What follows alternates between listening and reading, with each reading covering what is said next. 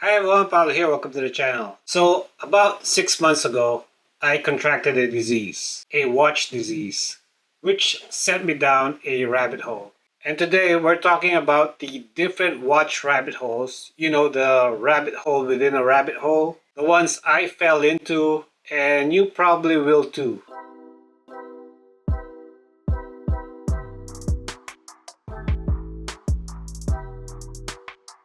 As I mentioned in my previous video, I never really been a watch guy. Up to 6 months ago, I didn't know a thing about mechanical watches. That curiosity hit hard. And like most people who got into this hobby, I started digging deeper, reading about different brands, movements, escapement, and the history of watchmaking. I just couldn't stop learning, and here are the different rabbit holes I ended up with. So the first is the thrill of the hunt rabbit hole. As I got some good deals on my first month of watch collecting from the pre-owned market, this is the part where it gets dangerous. You think you're done, then you start to casually scrolling the marketplace or the auction sites, right? Just looking, innocent vibes, and then bam! You spot a familiar brand, something you know, like Rolex, Omega, Seiko, Oris, Hamilton, Tissot, etc. Your heart skips a beat. Then the research begins. Is this model legit? How much does it usually sell for? Is it really in that condition? And then suddenly you realize this watch is selling below market value. Your brain goes, oh, this could be mine. I could acquire it, wear it, and eventually flip it later. It's a win-win, right?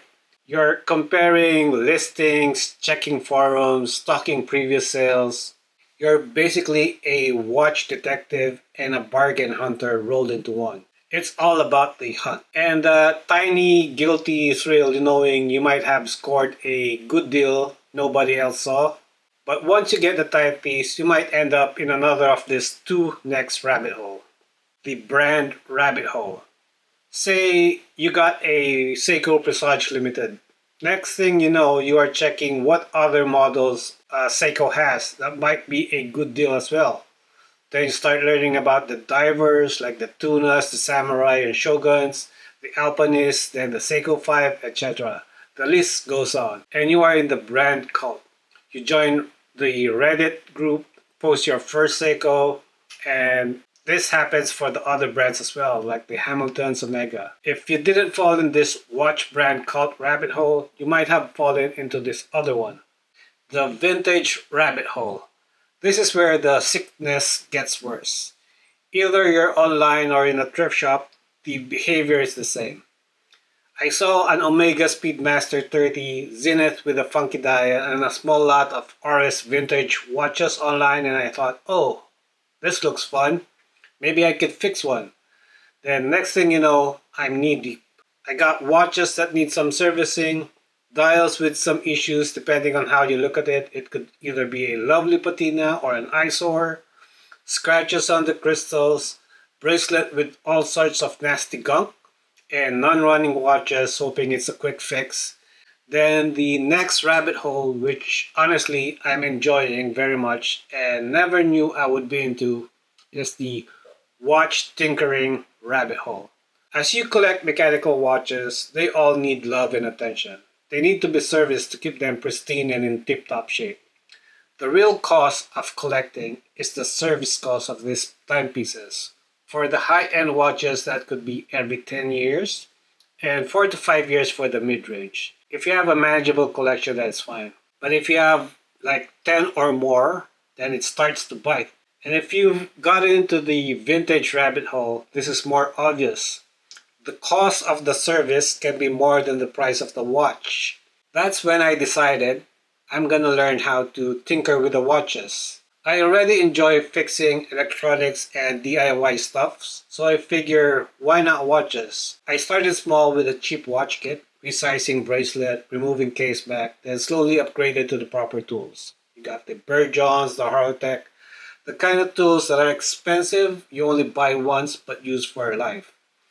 Before touching the vintage watches, I knew I had to practice. So I bought a few men's and ladies' vintage watches from the marketplace listing.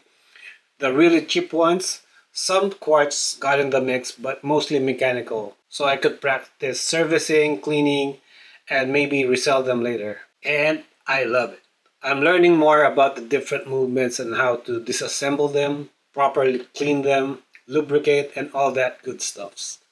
So far, I managed to restore 3 watches to life, then a couple I messed up with the hairspring, but there's still hope as I'm learning how to repair a hairspring. Some I need to source some parts. It could be frustrating when you mess up, but instantly you forget once you get one working. So yeah, what started as thrill of the hunt turned into this whole journey. Collecting, restoring, and fixing them myself. If you're new to the hobby, fair warning, it's a very slippery slope. Let me know what rabbit hole phase you are into in your watch collection journey in the comments below. I'll be sharing more about my experience tinkering with these vintage timepieces, what I've learned, what I've broken, and what I brought back to life. If you're into that, hit that subscribe button. I'll see you in the next one.